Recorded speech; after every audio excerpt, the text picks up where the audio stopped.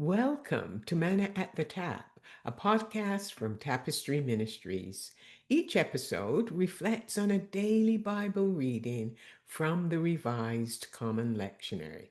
I'm Gloria, a fellow traveler on a spiritual journey with the Tapestry community, and we refer to the daily Bible reading as our spiritual manna. It nourishes our souls, fostering spiritual growth as we share insights and interpretations that enrich our spiritual lives.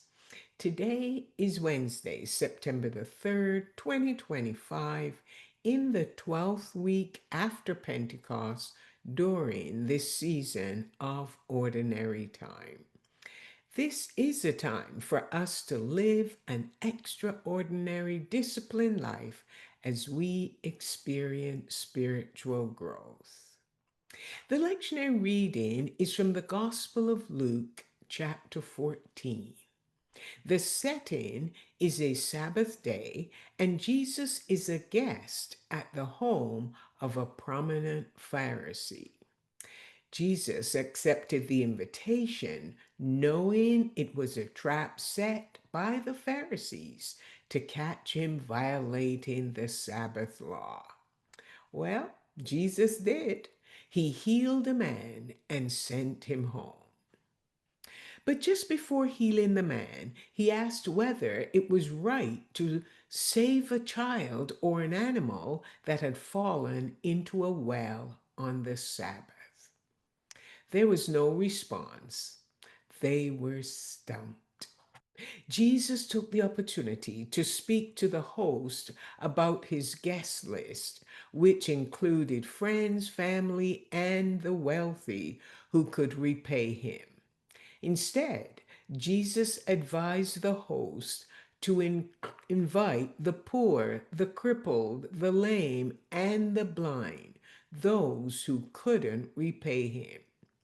These people could not repay him, but God would reward him at the resurrection of God's people.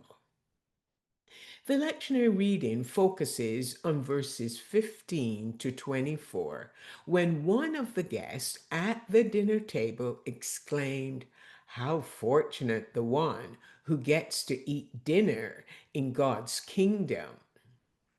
Who knows what that person meant by that remark, whether he was being cynical or skeptical. But what he said prompted Jesus to tell the parable of the great banquet. It was an ancient Jewish custom that when a wealthy person was preparing a great banquet, they sent out their servant with a save the date invitation. This was the first of two invitations, and the guests were expected to RSVP, informing the host whether they would attend. Then, based on the RSVPs he received, he would prepare the feast, and once everything was ready, he would send his servant to invite the guests. However, what happened next angered the host. The guests who had replied they were coming gave the servant a flimsy excuse as to why they couldn't attend. The first guest asked to be excused because he had bought a field and wanted to go see it. Another guest asked to be excused because he had purchased oxen and needed to try them out in his field. The third guest requested to be excused because he'd just gotten married and couldn't attend. The host was determined not to waste his feast. So he sent his servant into the streets and alleyways to invite the poor, crippled, blind, and lame to join in ensuring the house would be full of guests. Sometimes we commit to something we don't always follow through. Instead, we find a flimsy excuse to get out of it. And I wonder if Jesus was challenging the guests who had blurted out about being fortunate to eat dinner in God's kingdom.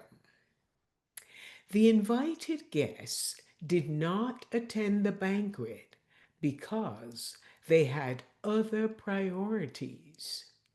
Their priorities, though, were misplaced, and Jesus concluded the parable by saying that none of those invited would taste the food of his banquet.